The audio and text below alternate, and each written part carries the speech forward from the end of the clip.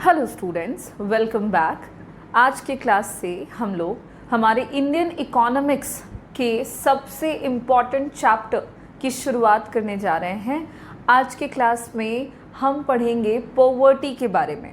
Poverty एक ऐसा topic है आपके इंडियन इकोनॉमिक्स सब्जेक्ट या पोर्शन का जो कि काफ़ी ज़्यादा इम्पॉर्टेंट है, सिर्फ आपके क्लास 11th के फाइनल एग्जामिनेशन के पॉइंट ऑफ व्यू से ही नहीं, बल्कि इस चैप्टर के इम्पॉर्टेंस आपको हायर स्टडीज़ में भी काफ़ी ज़्यादा देखने को मिलेंगे। इवन कॉम्पिटिटिव लेवल पे भी पॉवर्टी का जो चैप्टर है वो बहुत ही इम्पॉर्टेंट चैप्टर के तौर पे कंसिडर किया जाता है, और आज हम लोग हमारे इस क्लास से उसी चैप्टर की शुरुआत करेंगे। तो चलिए सबसे पहले तो देख लें कि जो हमारा चैप्टर है पॉवर्टी, ये हमारे किस यूनिट का पार्ट है। तो इंडियन इकोनॉमिक्स में हम लोग यूनिट नंबर 7 पढ़ने जा रहे हैं। यूनिट 7 जहाँ पे हम करंट चैलेंजेस की बात करेंगे। करंट चैलेंजेस जो फेस कर रही है इंडियन इकोनॉमी, वो सारे चैलेंजेस हम लोगों को इस यूनिट में पढ़ने हैं। इस यूनिट के अंदर आप लोगों को काफ़ी सारे टॉपिक एक साथ कवर करने हैं, जिसमें से टॉपिक को हम यहाँ पे चैप्टर वाइज कैटेगराइज कर रहे हैं, और चैप्टर 1 है हमारा पॉवर्टी। ठीक है, चैप्टर 1 हम इसमें पढ़ेंगे पॉवर्टी। इसी तरह से इसी यूनिट में आपको चैप्टर 2 पढ़ना है, जहाँ पे हम पढ़ेंगे ह्यूमन कैपिटल फॉर्मेशन। चैप्टर में हम लोग ह्यूमन कैपिटल पढ़ेंगे, और इसी यूनिट में जो अगला चैप्टर हम लोगों को पढ़ना होगा वो हम लोग को पढ़ना होगा, अच्छा, ह्यूमन कैपिटल फॉर्मेशन हमारा है चैप्टर का नाम। इन इंडिया के केस में ही पढ़ेंगे हम लोग। ये सारे टॉपिक हमारे इंडिया के केस में हैं ऑफ कोर्स, क्योंकि हम इंडियन इकोनॉमी के द्वारा फेस कर रहे चैलेंजेस डिस्कस करने वाले हैं। ठीक है, उसके बाद हमारा इस यूनिट के अंदर चैप्टर 3 आएगा, जिसमें हम लोग डिस्कस कर रहे होंगे रूरल डेवलपमेंट। रूरल डेवलपमेंट हमारा 3rd चैप्टर होगा जो हम लोगों को इस यूनिट के अंदर पढ़ना है। रूरल डेवलपमेंट पढ़ने के बाद चैप्टर नंबर 4, जहां पे हम डिस्कस करेंगे एम्प्लॉयमेंट। चैप्टर 4 के तौर पे हम पढ़ेंगे एम्प्लॉयमेंट। उसके बाद चैप्टर नंबर 5 में हम पढ़ेंगे इंफ्रास्ट्रक्चर। चूँकि हम इंडिया के केस में बात करेंगे तो जितने भी प्रॉब्लम्स इंडियन इकोनॉमी को फेस करने पड़ते हैं, वो सारे प्रॉब्लम्स हमारे इस चैप्टर में इंक्लूडेड है, इस यूनिट में इंक्लूडेड है। और चैप्टर 5 आपका इंफ्रास्ट्रक्चर है। देन चैप्टर 6 है, जहाँ पे हम बात करेंगे महंगाई के बारे में, यानी कि चैप्टर 6 है आपका इन्फ्लेशन। इन्फ्लेशन है आपका नेक्स्ट चैप्टर। और चैप्टर नंबर 7 के तौर पे यहाँ पे हम पढ़ रहे होंगे सस्टेनेबल इकोनॉमिक डेवलपमेंट।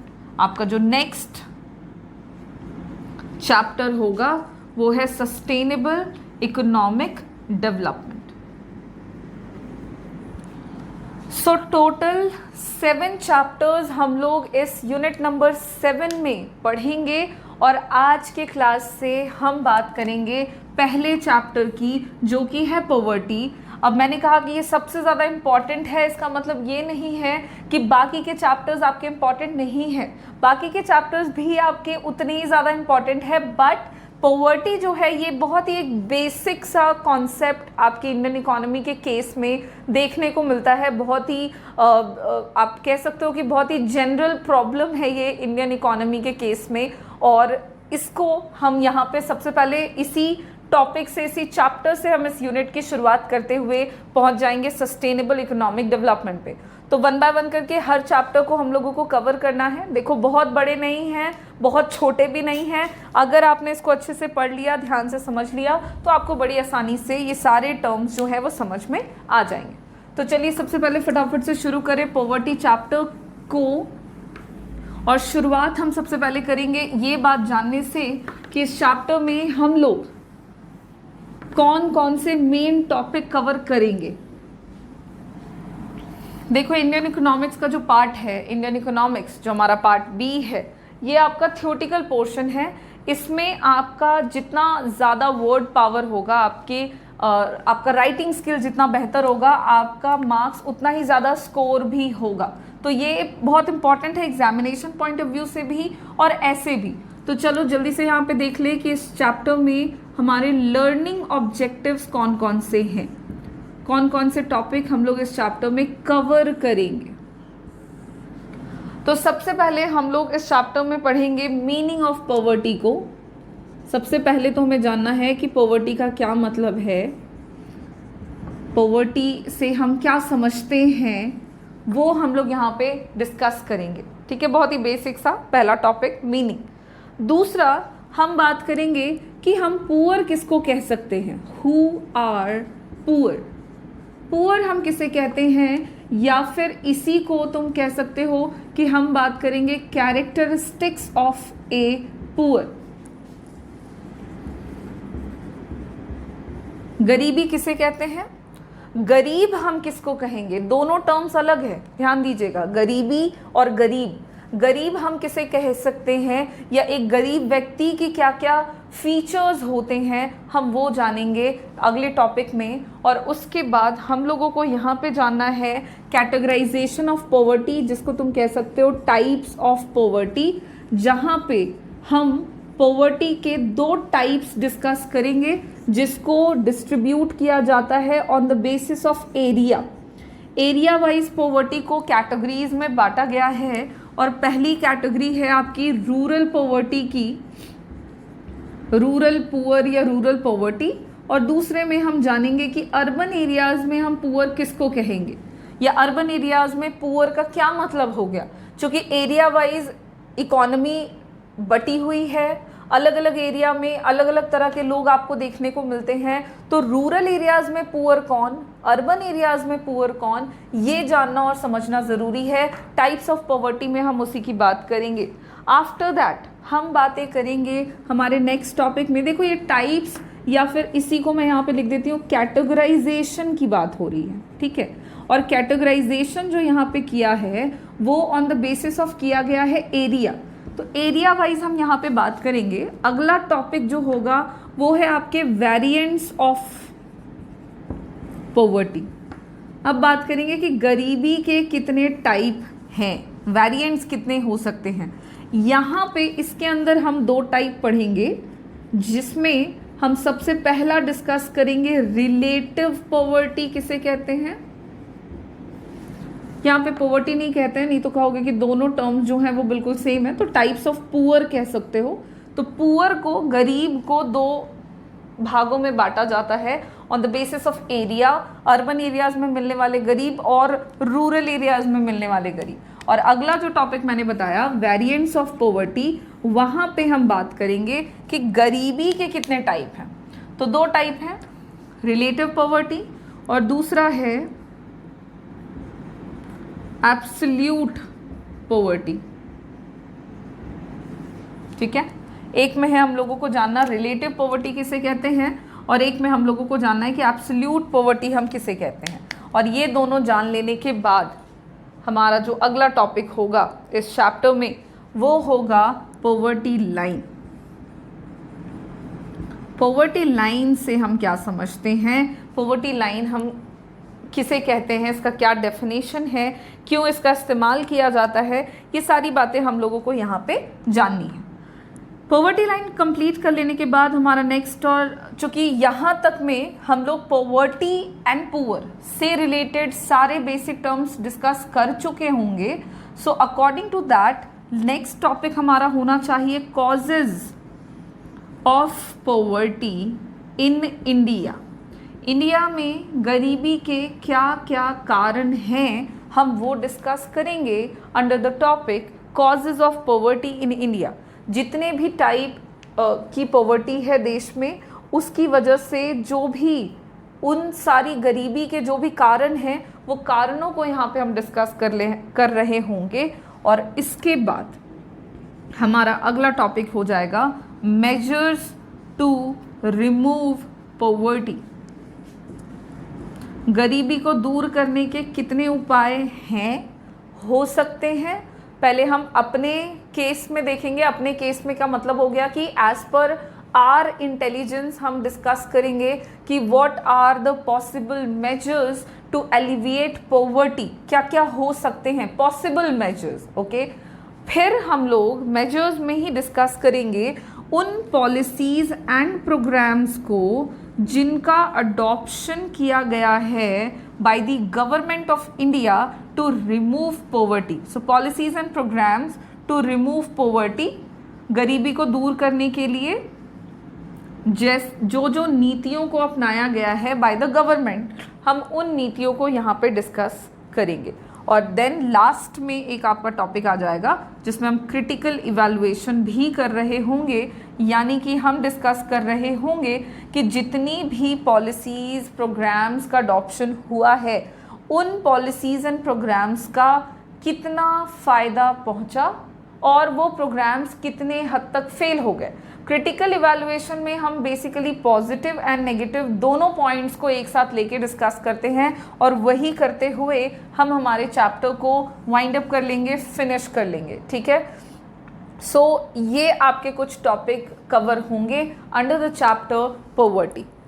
आप अच्छे से ध्यान से इसको देख लें, चाहें तो नोट कर लें, आप स्क्रीनशॉट वगैरह ले सकते हैं ताकि आपको आसानी हो कि टॉपिक वाइज हम जैसे जैसे कवर करते जाएंगे तो आपको पता लगता जाएगा कि हम लोगों ने क्या क्या पढ़ना है और कितना क्या क्या हम पढ़ चुके हैं। ठीक है, शुरुआत करेंगे हम लोग सबसे पहले हमारे पहले टॉपिक से, जो कि है मीनिंग ऑफ पॉवर्टी।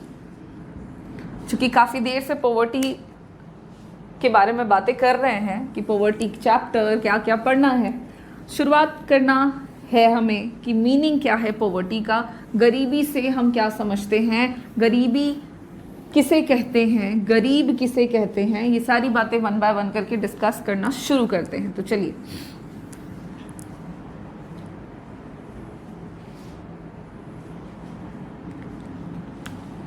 देखो जब पॉवर्टी की बात हो रही है तो पॉवर्टी को सिंपल एक वर्ड में डिफाइन कर सकते हो। Poverty is a state. Poverty क्या है? एक अवस्था है।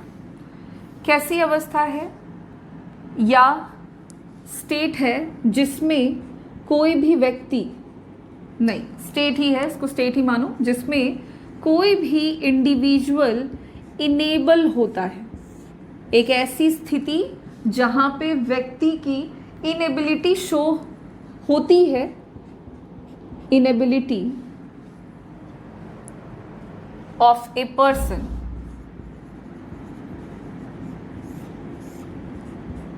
To fulfil.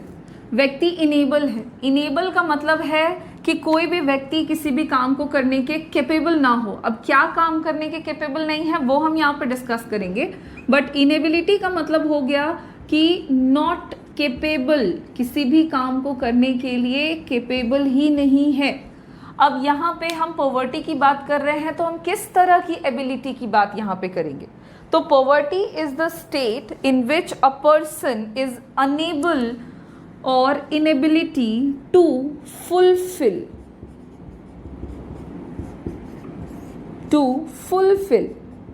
the basic requirements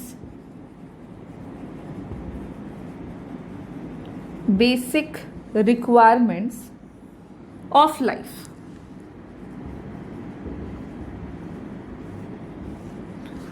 अब चलो आधी बात तो समझ में आ गई कि गरीबी एक ऐसी अवस्था को कहते हैं जहाँ पे कोई भी इंडिविजुअल, कोई भी एक व्यक्ति अपने आप को इतना भी कैपेबल नहीं पाता कि वो अपने बेसिक रिक्वायरमेंट्स, अपने बेसिक ज़रूरतों को पूरा कर सके। नाउ द क्वेश्चन इज कि बेसिक रिक्वायरमेंट्स ऑफ लाइफ से हम क्या समझेंगे? जीवन की मूलभूत आवश्यकताएं क्या क्या हो सकती हैं? तो जब हम बेसिक रिक्वायरमेंट्स ऑफ लाइफ की बात करते हैं तो ये इंक्लूड करता है, basic requirements of life includes, देखो पहले से स्कूल में तुम पढ़कर आए हो कि इसके अंदर 3 बेसिक रिक्वायरमेंट्स होते हैं। किसी भी ह्यूमन के 3 बेसिक रिक्वायरमेंट्स हैं जिसको आप बिल्कुल एक सांस में कह सकते हो, रोटी कपड़ा मकान। ओके, फूड, सबसे पहले तो रोटी जिसको कहते हैं हिंदी में, क्लोथिंग कपड़ा, और तीसरा है आपका मकान शेल्टर। तो किसी भी मनुष्य के द्वारा जब अपने लाइफ की जो बेसिक रिक्वायरमेंट्स है ये 3, इनको पूरा वो अगर नहीं कर पाता है तो हम कहेंगे कि उसकी स्थिति कैसी है, गरीबी वाली है, वो गरीबी की अवस्था में है और वो व्यक्ति गरीब है। यहाँ पे 3 रिक्वायरमेंट्स जो है ये कॉन्सेप्ट पुराना हो चुका है। Now in a present time there are total 5 requirements, there are total 5 basic requirements. इन तीनों के साथ 2 और ऐड कर दिया गया है जिसमें आपका है हेल्थ और नेक्स्ट है आपका एजुकेशन।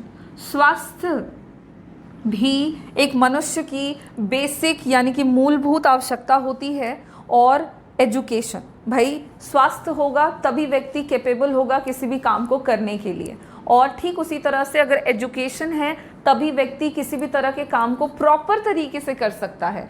फूड है तो उससे मनुष्य की जो बेसिक रिक्वायरमेंट्स है, उनके बॉडी की जो ज़रूरत है वो पूरा हो सकता है।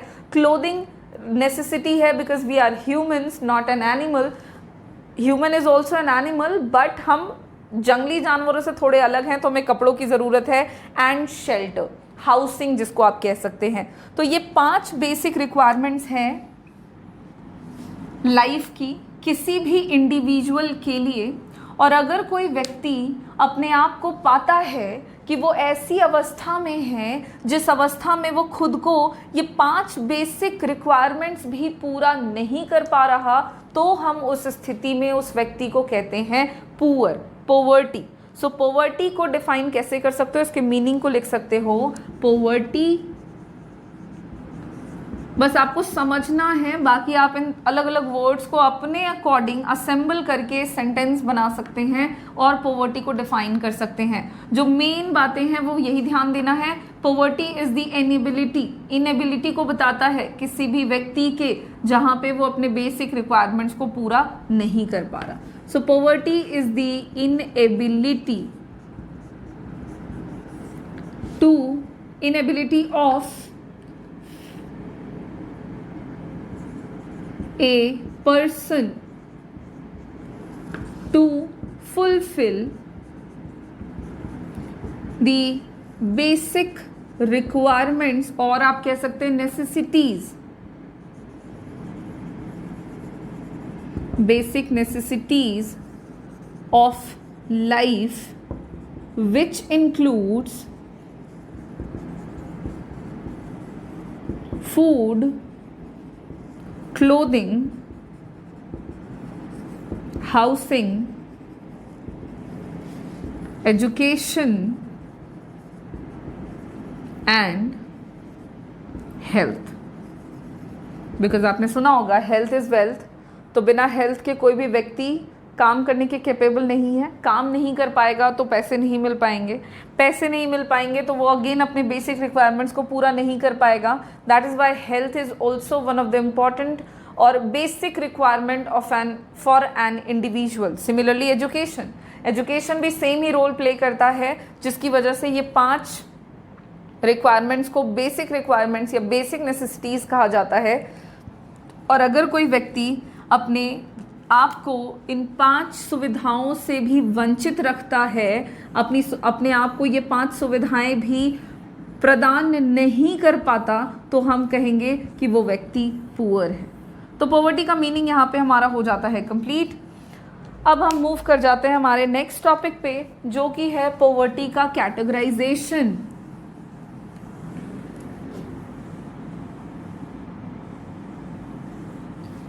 और उससे पहले आप जान लो कि पुअर किसको कहते हैं, हु इज पुअर, देन हम कैटेगराइजेशन को डिस्कस करेंगे। तो जब हम पुअर की बात कर रहे हैं,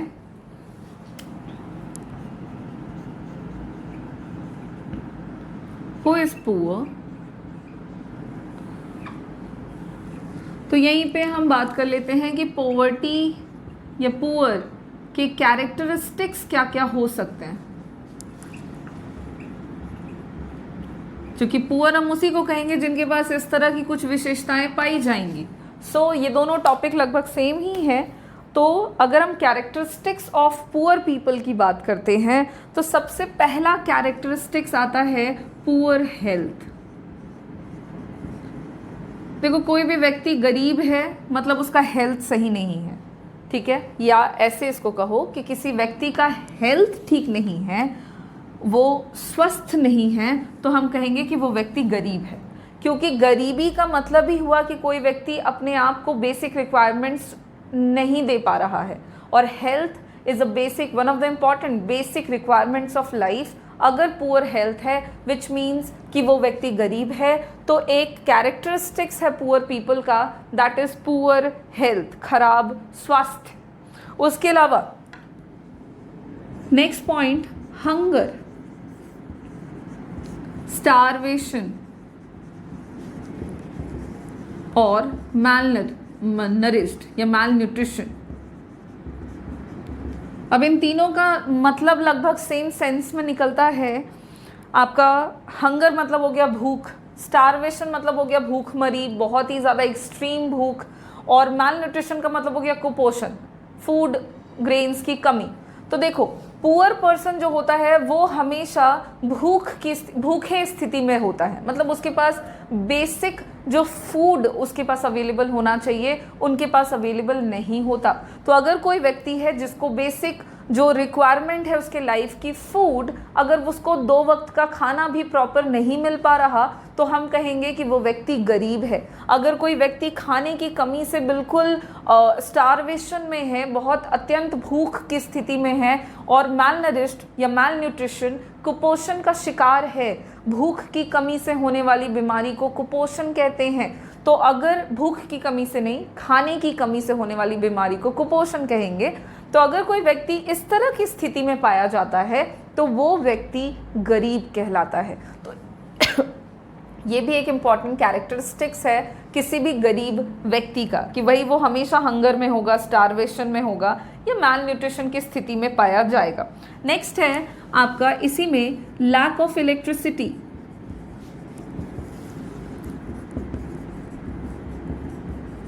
and water facility.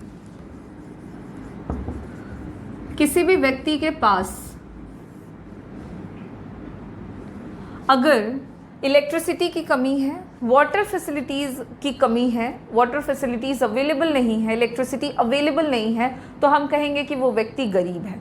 Because electricity, water facilities ये सब बेसिक रिक्वायरमेंट्स में आ रहा है, और अगर कोई व्यक्ति ऐसी अवस्था में है जहाँ पे वो अपने आप को इस तरह की बेसिक सामान्य सुविधाओं को भी प्रदान नहीं कर पा रहा, तो हम कह सकते हैं आसानी से कि वो व्यक्ति गरीब है। गरीब इंसान को आप देखोगे उनके पास उनके घर में बिजली की कमी होगी, इवन उनके पास घर ही नहीं होगा जहाँ पे बिजली भी नहीं होती है, जहाँ पे पानी भी नहीं होता है। वो ओपन सोर्सेज ऑफ वाटर से अपने पानी के रिक्वायरमेंट्स को, अपने वाटर रिक्वायरमेंट्स को, वाटर रिलेटेड रिक्वायरमेंट्स को पूरा करते हैं, दूर करते हैं। तो इस तरह से ये भी एक इम्पॉर्टेंट कैरेक्टरिस्टिक्स हो जाता है किसी भी पुअर पर्सन का। नेक्स्ट है कैरेक्टरिस्टिक्स में जेंडर इनइक्वालिटी। आप गरीबों में एक चीज़ देखोगे, गरीबी का या गरीब व्यक्ति में आप इस तरह के एक माइंडसेट को देखोगे कि वो जेंडर इनइक्वालिटी को काफ़ी ज़्यादा प्रमोट करते हैं। जेंडर इनइक्वालिटी का मतलब हो गया कि मेल एंड फीमेल्स के बीच में काफ़ी डिस्क्रिमिनेशन होता है इन द पुअर फैमिलीज़ और in between poor persons.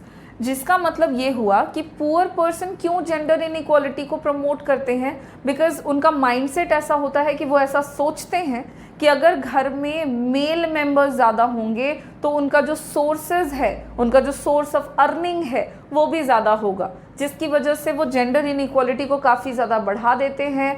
Boys की संख्या ज़्यादा होगी, आपको देखने को मिलेगा कि गरीब घरों में लड़कों की संख्या ज़्यादा होगी as compared to girls, because they think like that कि बॉयज़ पैसे कमा के ला सकते हैं as compared to girls. Girls नहीं कमा के ला सकती हैं, उन पे और खर्च करना पड़ जाएगा, जिसकी वजह से जेंडर इनइक्वालिटी की समस्या भी देखने को मिलती है। तो ये समस्या बाद में है, पहले ये कैरेक्टरिस्टिक्स है, और वो भी एक पुअर पर्सन का, ठीक है, पॉवर्टी का। उसके अलावा हमारा जो नेक्स्ट कैरेक्टरिस्टिक्स है वो है बिगर फैमिलीज़।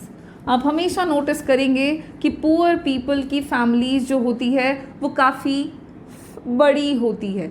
अब पुअर फैमिलीज का मतलब हुआ कि जैसा वो सोचते हैं कि बॉयज़ घर में ज़्यादा होंगे तो ज़्यादा पैसे आएंगे, ठीक उसी तरह से वो इस तरह के माइंडसेट में भी होते हैं कि जितने ज़्यादा लोग घर में होंगे उतना ज़्यादा इनकम आएगा, जिसकी वजह से उनकी फैमिलीज़ काफ़ी बड़ी होती है, विच मीन्स पॉपुलेशन काफ़ी ज़्यादा होता है। और ये भी एक कैरेक्टरिस्टिक्स हो जाता है पुअर पीपल का कि जितनी ज़्यादा बड़ी फैमिली वो उतने ज़्यादा कह सकते हो तुम कि गरीबी को बढ़ावा दे देते हैं, बिकॉज वो खुद ही गरीबी वाले स्टेट में हैं, वो खुद ही पुअर हैं। और जितने ज़्यादा पॉपुलेशन को वो बढ़ा करके नए बच्चे दुनिया में आते हैं वो स्टिल पॉवर्टी के स्टेट में रह जाते हैं। तो वो ऐसा सोचते हैं कि फैमिली बड़ी होने से उनकी गरीबी की स्थिति थोड़ी सामान्य हो जाएगी, बट होता इसका उल्टा है। जितना ज़्यादा पॉपुलेशन बढ़ता है उतना ज़्यादा प्रेशर होता है और ये कुल मिला जुला करके पॉवर्टी के स्टेट को और भी ज़्यादा बढ़ा देता है। तो ये भी एक इम्पॉर्टेंट कैरेक्टरिस्टिक्स है पुअर पर्सन का, that is bigger families. Now next point is डेब्ट ट्रैप। आप देखोगे जितने ज़्यादा लोग कर्ज में फंसे हुए हैं क्योंकि उनके पास लैक ऑफ रिसोर्सेज हैं, लैक ऑफ मनी है, पैसों की कमी के कारण वो उधार ले लेते हैं, उधार न चुका पाने के कारण उनके ऊपर इंटरेस्ट का बोझ बढ़ता है और कुल मिला जुला करके वो गरीबी के कर्ज के जाल में फंसे रह जाते हैं। तो यहाँ पे अगर कोई व्यक्ति डेब्ट ट्रैप में है, कर्ज में बिल्कुल डूबा हुआ है, तो हम कह सकते हैं कि वो व्यक्ति गरीब है, क्योंकि गरीबी की स्थिति से निकलने के लिए उसने लोन लिया बिकॉज उसके पास पैसे नहीं थे। अब पैसे चुका नहीं पाने के कारण वो स्टिल गरीबी की स्थिति में है और ये एक गरीब इंसान की विशेषता कहलाती है। नेक्स्ट पॉइंट और आपका कैरेक्टरिस्टिक्स का ऑलमोस्ट लास्ट पॉइंट है, that is limited economic opportunities.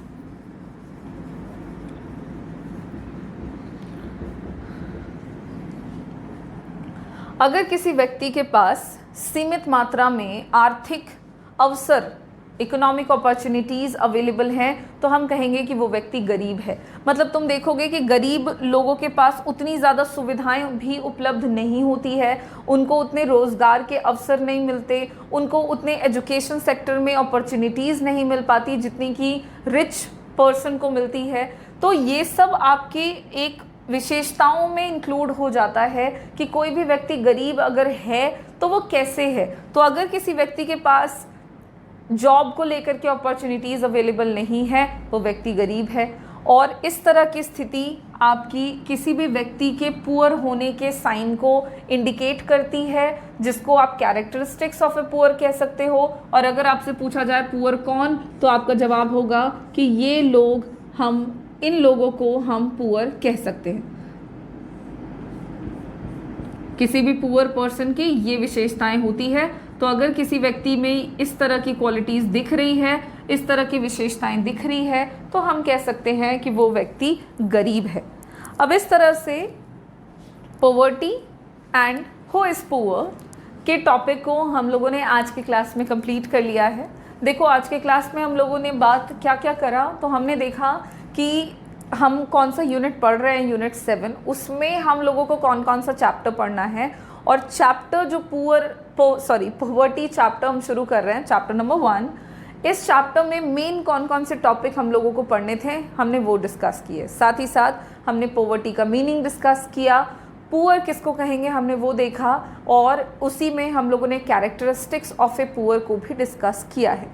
Next class में हम types of a poor person की बात करेंगे कि गरीब व्यक्ति के कितने टाइप हो सकते हैं, और बात करेंगे कि गरीबी के कितने वेरिएंट्स हैं। तो नेक्स्ट टॉपिक हमारे नेक्स्ट क्लास में होगा। Thank you.